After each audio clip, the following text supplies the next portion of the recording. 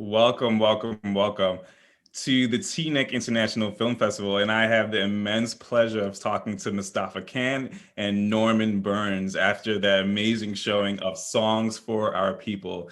So I've started seeing some of the comments come through. People are commenting on the tap dancing being off the chain, and people are just asking about when the music is going to be out.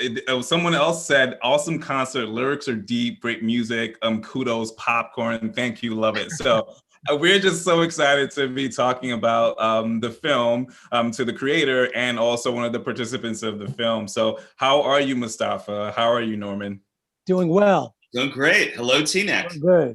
Amazing, amazing. And everyone, I am Daniel P. Calderon. I'm the founder of Work From Home and also Entrepreneurs of Tomorrow and also a filmmaker. So I have so much to learn from Mustapha and Norman today. And today's Talkback and film was brought to you by Teaneck Community Chorus. So we thank Teaneck for sponsoring this conversation and also film. Great. So Mustapha, we're just going to jump right in. People are still commenting. The one person said it's a beautiful film, but reminder to all how we should live our lives. So Mustapha, tell us a little bit about your life, what your family heritage is, and how has that inspired you to be the filmmaker, to be the artivist, to be all of what you are today? Well, thank you. Thank you so much, Daniel. For this, and thank you Teaneck Film Festival. Thanks for watching. I grew up in Southern New Jersey, Camden, Cherry Hill area, and my parents were met at Howard University. My mother, come on, all right. There you go. And my mother was a nurse. My father was a physician.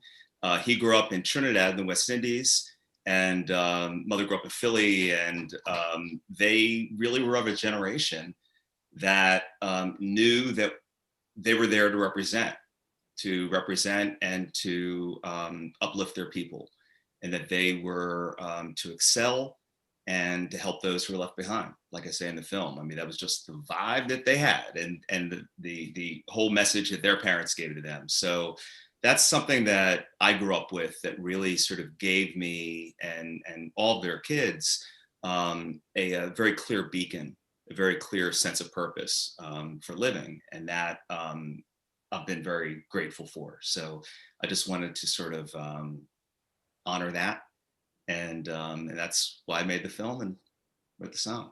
Yeah, thanks for sharing that. And we'll definitely dig deeper into your family heritage and the history that has inspired you to continue to create the work that you do. And Norman Burns, I know this is a good friend of yours, Mustapha. And Norman, could you tell everyone who you are, where you come from, and how you got involved in the film?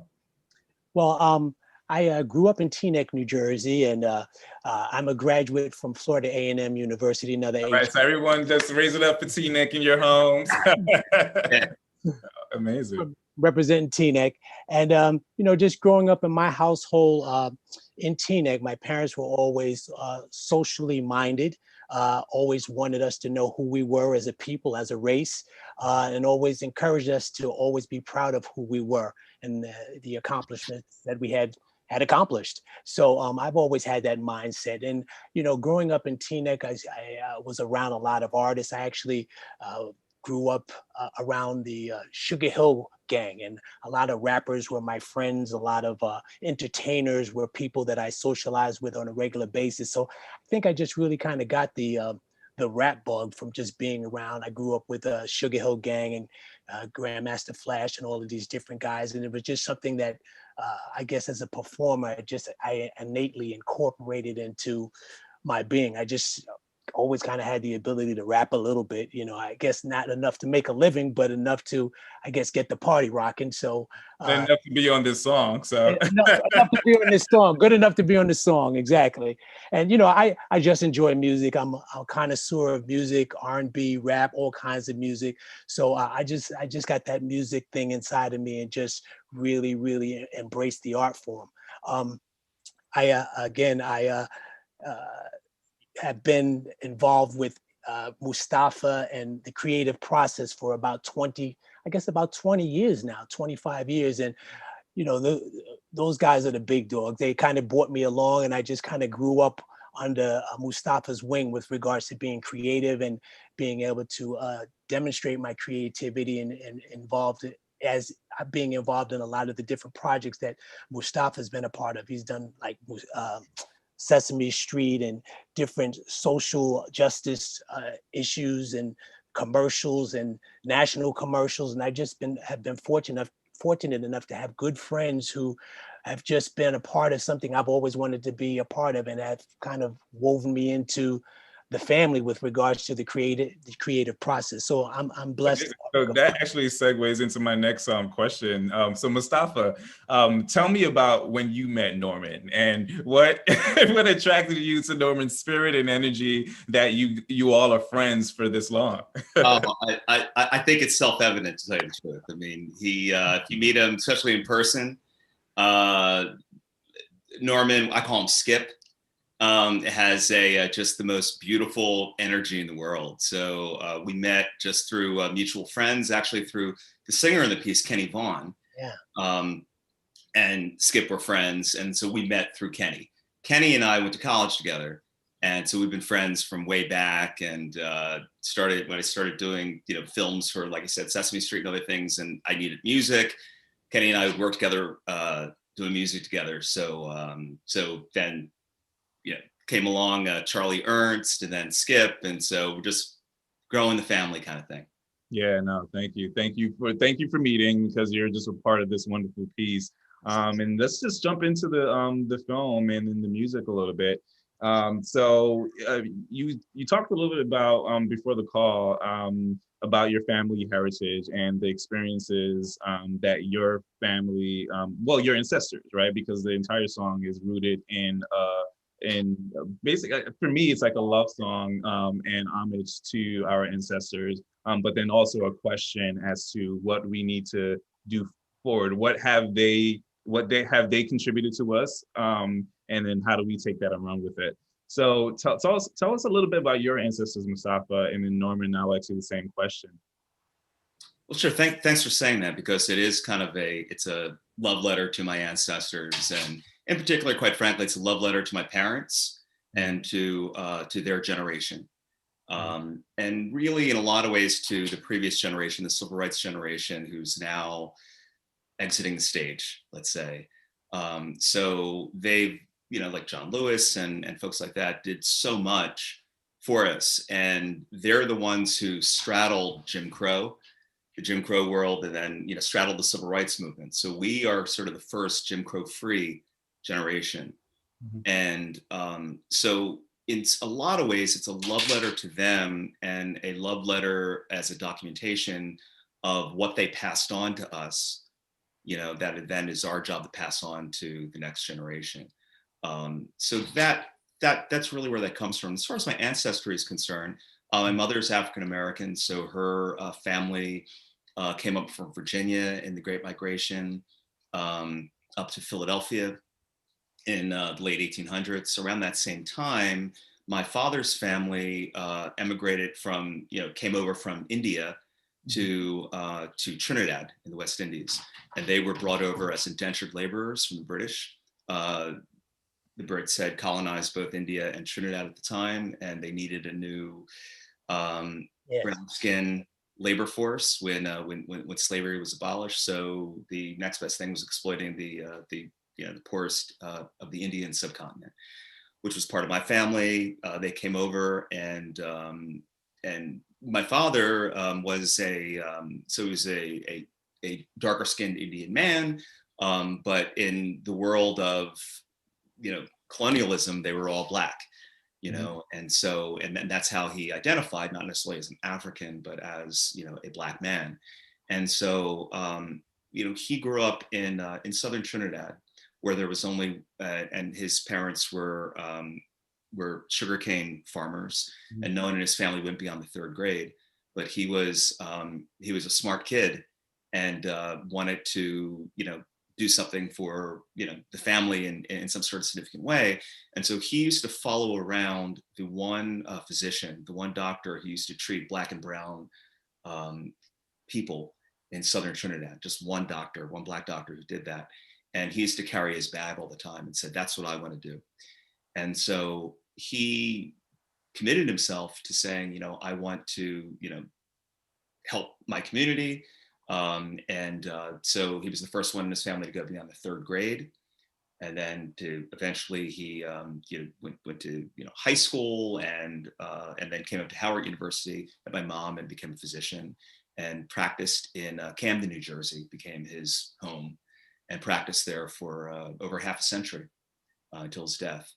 And there's a street named after him in Camden, actually. Oh, wow. Amazing. Yeah. So the families, all the family, my mother just passed away, and she was a civil rights leader as well, and a community leader. So she, that's what they passed on to us. And it very much is a love letter, yes, to the ancestors, both from my African side and Indian side, but mostly to my parents and their generation that really taught us how to be. Yeah, this is amazing things that come out of Camden One. One of my best friends, Darnell Moore, he's a writer of No Ashes in the Fire. He and his family come from Camden as well. So thank you so much for what you all have started to inspire a younger generation to do really great things in the world. And we talk about freedom, like that is the basis of the song, and showing, our ancestors, or showing the world, what we did with our freedom. So I guess the question I have is, are we free? We're a hell of a lot freer than we were a half a century ago. Yeah. Mm-hmm. Are we as free as we should be? Absolutely not. Are we as free as other people without brown skin in this country? Absolutely not. And are we as free as we will be half a century from now? No. So we will be. Yeah. We're moving toward that. I mean, emancipation, it was only partial. The Emancipation Proclamation, so 1863 was only partial. And as we see, it's not like, oh, all of a sudden 100% Black folks are full respected citizens and in every way in the society. And we still see that. The past is not even the past. And so Mark Twain once said. So it's the reality is that we do have freedom, relative to our ancestors, but the point, I guess, of posing the question was not to shame or to judge, but more to inspire. To try to channel the strength of our ancestors, to feel the connection, to be inspired by the fact that we are connected in this beautiful way to this grand history of hundreds of years of strivers and people who persevered, and people who are resilient, and people who transcended all the crap that would dehumanize us in order to, rise above. And so we're part of that. That's in our DNA. That's in our blood. So the encouragement in the song is to ask people to find connection with that and to find strength with that, because we are in all this together, and we can, we can move us forward toward freedom. But it's going to take all of us, with whatever freedom we all gain, to give it back to the group and to have us all achieve it.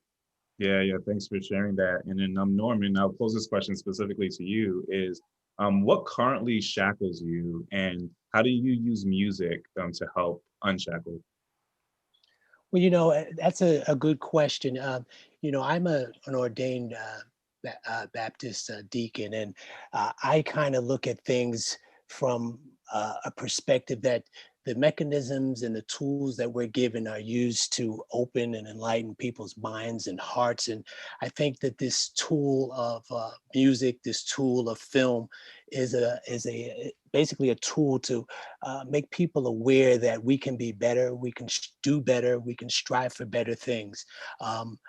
I find myself to be very fortunate in this respect that I've been able to be a part of something that I think will help people learn about one another and, help our race recognize how great we are and who we are, and that we really can't be defined by other races, that we essentially have reached goals and we've reached positions in life because we've had the fortitude and we've had the will to continue to persevere in the most adverse conditions. So for me, I don't ever really look at myself as being shackled, even though you or people may say, we're being held back. We're being, we've got our their knee on our neck.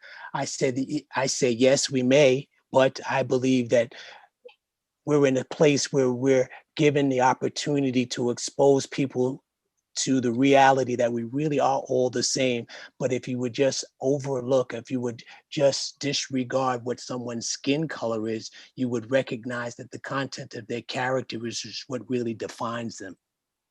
So for me, I really don't ever feel myself as being held back. Yeah, there's systemic racism. Yeah, I know people don't like me because of my color, but I've never had that instilled in me that I was less than others because of my skin color. I know I've had to overcome. I've had to sometimes work harder, but I use all of those things as mechanisms to make me shine, actually. So I feel that being a part of this film and telling people about um, the thing of race and how we can do better as a people and as a culture, I just think that my faith as a deacon, I'm supposed to use these tools to enlighten people about how better they can be, and that we can be so much more than what we look like on the outside. We can just be so much better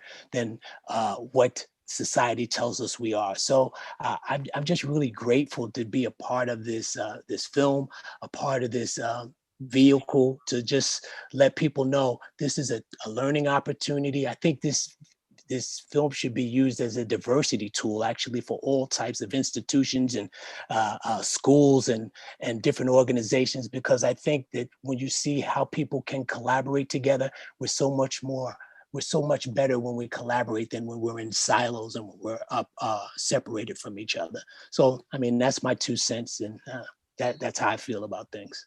Yeah, yeah. Thank you for sharing that. And as you said, there are systemic things that are holding and on the necks of Black people, right? And that's just something that we experience. And no matter whatever song that we sing, that's still happening. So what has been some of the feedback, Mustapha, that you use this film as a tool to really push this message out there and ask that question? So on the white side or on the Black side or whatever sides, what are some of the feedback and the impacts that you've had with the film? It's really interesting. I mean, one of the reasons why doing the sort of the film festival circuit is so wonderful is because of the feedback, and that's really, as a filmmaker, why you make movies. You make them so that you could hear people's responses and really affect people. It's funny. It means different things to different people, and I like that. And as an artist, you kind of want that. The on one level, I really don't have. I mean, besides what I produced in the film, I don't have a larger message. Like, I have to get this message to people. A lot of what you do as an artist, hopefully, is speak to a truth, speak to your truth, just like to just kind of put it out there.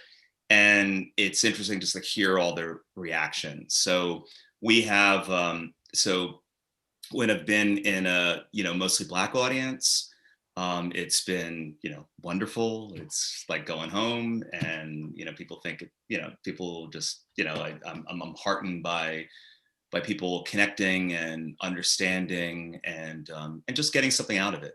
That's the whole bottom line. And then it's been funny when it's been playing to different audiences of white people in different parts of the country. You get different kinds of reactions, but it's always sort of a impetus for people to want to talk about race. So it's been interesting. Like for white audiences, it seems to be about talking about race. For a lot of Black audiences, it's just about talking about being Black and about talking about your history. And celebrating that, yeah. And celebrating that, absolutely. And then at the same time, it's also a music film. It's also a film about the artistic process, about collaboration. So I played it in, we opened actually intentionally at a performing arts school in Washington, D.C., the Teaneck School, because if I had to think of any intersection of any audience, it would be young people, largely of color, but not exclusively of color, and who are artists and are into the artistic process. And so it was just the perfect place to open. And that's, we got all those responses, plus the responses to the creative process as well.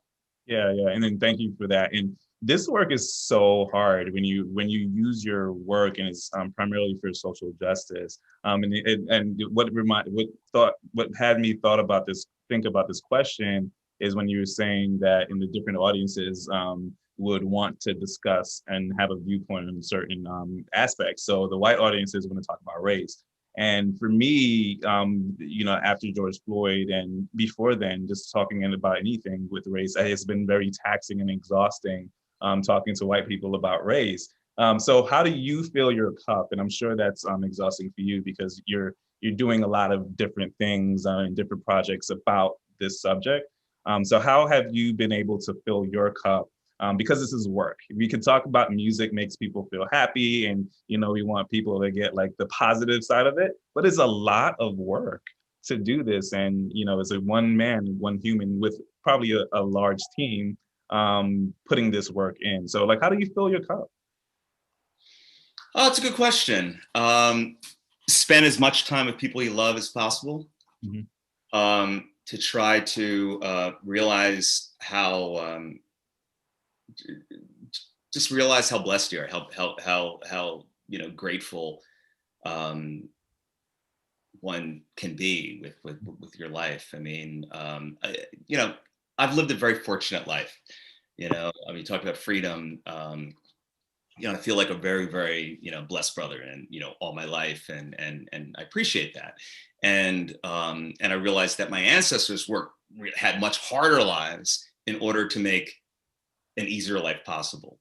Life isn't perfect, obviously, but I mean, many of us are truly blessed. I mean, to be able to call up a bunch of friends and call up a bunch of other artists and say, hey, this is what I'd like to do to honor my parents. Are you down? Yeah, let's do it. And then they happen to be world-class musicians, so, that's not a bad thing.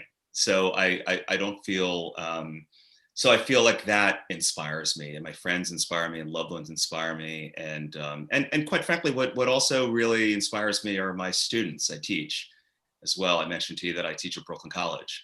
So, to be able to, interact with, these great, bright young minds and souls that are really enthusiastic about creating and help other people create is part of the thrill of it, and as part of the craft of directing or producing music is being able to facilitate other people's creativity for a certain goal. So it's sort of a win-win situation in a lot of ways. Yeah, yeah.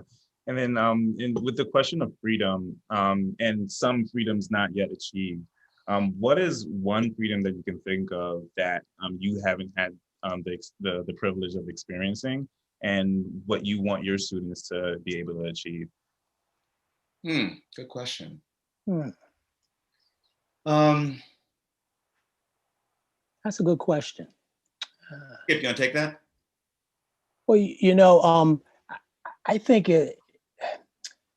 it's a good question because you have to define what freedom is. And if you define freedom as you not being able to do certain things in certain cultures, yes, I guess we haven't accomplished everything that we should be able to accomplish in our culture for whatever reason. But again, I'd like to just go back to the point that I think that this film, in a lot of ways, opens up our minds with regards to collaboration and what we can do and what we can be as just human beings when we work together to get things done. Now, I know that the the genesis of this film was based off of, a tribute to Mustapha's ancestors, but I think it's more than that. I think it's actually a vehicle to enlighten people that, we're so much better when we work together and collaborate than when we silo and when we try to do our own thing. And a lot of people don't want to hear that. People are set in their ways and they're stuck. And I don't want to be philosophical and all preachy and everything, but I just think that from my perspective, I never said this. I was in the buildings on 9/11 when the planes hit, and I got out like 10 minutes before the buildings fell. So I consider myself blessed to be here, but I consider that blessing to be used in a way where I can do things to expose, enlighten, and broaden people's perspective on the human condition. And even though the freedoms that I may in this society want to or don't think I do get, I think that this film, my meeting with you today, my interaction and friendship with Mustapha and all of these artists are for a purpose, and it's to enlighten, to enrich, to expose, and to broaden the mindset of the human condition. And yes, it is a film about us as a people, that we should be so proud of the things that we've done, but we need to do more with our freedom. But I also think that it's a vehicle to say, look, we're not stuck in the fact that you or someone thinks that we don't have all the freedoms that we should have. Yeah, we're always in the human condition going to be held back from things that we should have. But I think that from my perspective, after getting out of that building 20 years ago with my life, I think that this vehicle is something that will expose and open up the minds of people that I never could have dreamed that it would have touched had I not gotten out that day. So in that perspective, I agree with Mustapha. Everybody on this call is blessed. Our audience is blessed. And I just think that we're in a bad place with COVID, but we're in a good place in a lot of respects. It's kind of a reset. We can kind of reflect on the good things that have happened and the fact that we're still here and we get to expose and broaden the minds of people that we come in contact with. Yeah, that's amazing. And then and I would ask, let me ask you a little bit differently. So what is your prayer? So because I think you being spiritual, Norman, and then Mustapha, just like the where your film comes from, the place and what you were trying to question. I think it is a question, it is a prayer to our future, right? You talk about ancestors. So now us being in the land of the living, thinking about and dreaming for our future. And yes, we have to hope and we have to do all those things. And that's the only way that we're going to be able to survive or to be able to be inspired to do more. But what is that prayer? Because I think when we are specific, once we call it out, that's when we could actually actualize what that future may look like. That's a wonderful way to put it. Great question. Yeah, great statement. And I think, and I understand where you're going with it now. The my prayer is that we start living lives that are less about me and more about us. That's my prayer. I mean, when you ask me, what freedoms do I not have or I wish I had and things like that, and I said, well, I've actually got a lot of freedom, and but my biggest feeling with that is, none of us are truly free until we all get to be. If there, a million brothers behind bars right now, how free am I? Because those are my brothers. Right. If half of Black America is in poverty, which is about how free am I? It's like how free am I? How free are we? Kind of thing. So that's my prayer. That's my prayer. Yeah, and Norman, what's your prayer? My prayer would just be that we would embrace our differences and actually become smarter and recognize that we've got more in common than we have that is different. And I just would hope that people would become intelligent to recognize that if we embrace the similarities and overlook the differences, we will a lot further along as a human condition, as a human race. Yeah, yeah. Well, thank you so much for that prayer, because I want to be on your prayer list. Oh, go. Thank you so much for Very that good. prayer and for joining us tonight. Beautiful, beautiful work. And then where can people finally see the film? And then I know the music is going to be is if it's not released already, it's going to be released soon, correct? It will be. It will be. So everything's getting released on February 9th. We have a distributor, Gravitas Pictures, and they're distributing it worldwide. And we'll be connecting with Black sororities and fraternities and HBCUs and all the organizations and stuff. But it's all going to come out on, you can look for it on iTunes. You get it on Amazon, and a bunch of other outlets on Spotify, everything. Yeah. Spotify, and the music will come out simultaneously with it. Awesome, awesome. So I just want to thank everyone for joining us. Mustapha, thank you. Norman, thank you. And just remind everyone that we are thankful for the Teaneck Community Chorus for sponsoring this conversation and showing of film. And just to remind everyone of the Belly of the Beast is tomorrow at Tuesday, November 24th at 7:30 p.m. So get your tickets by midnight tonight. Thank you. Thank you for having us, man. Appreciate Thank you so much, and thanks for watching, everybody. Thank you so much. No problem. See ya. Thank you.